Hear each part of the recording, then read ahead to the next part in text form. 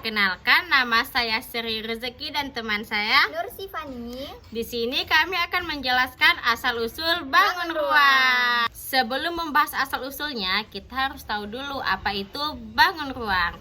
Nah, bangun ruang adalah bangun 3 dimensi yang memiliki panjang, lebar, dan tinggi, sehingga mempunyai volume untuk diisi.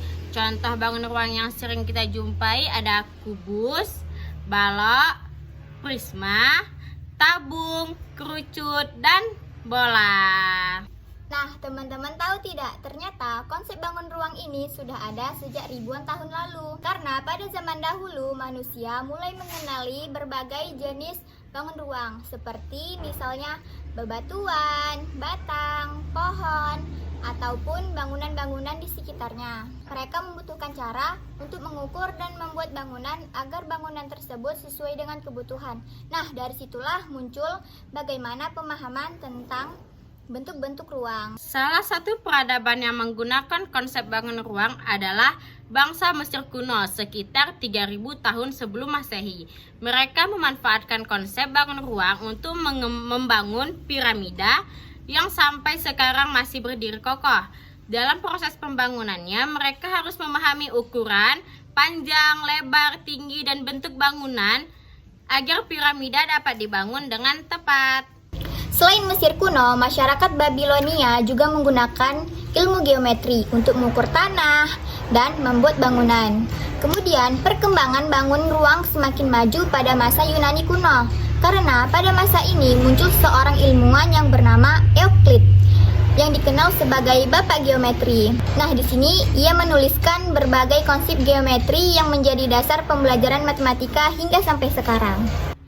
Selain Euclid, ada juga ilmuwan bernama Archimedes yang mempelajari luas dan volume berbagai bangunan. Berkat para ilmuwan tersebut, konsep bangun ruang terus berkembang dan digunakan dalam berbagai bidang kehidupan. Dalam kehidupan sehari-hari, kita dapat menemukan banyak contoh bangun ruang. Misalnya, dadu berbentuk kubus, kotak susu berbentuk balok, kaleng minuman berbentuk tabung, dan bola sepak berbentuk bola. Yang terakhir ada topi ulang tahun berbentuk kerucut. Nah, contoh-contoh tersebut menunjukkan bahwa bangun ruang itu banyak kita temui di sekitar kehidupan kita sehari-hari. Mengapa kita perlu mempelajari bangun ruang? Karena bangun ruang membantu kita menghitung volume suatu benda, merancang bangunan, membuat kemasan produk, dan memahami bentuk benda di sekitar kita.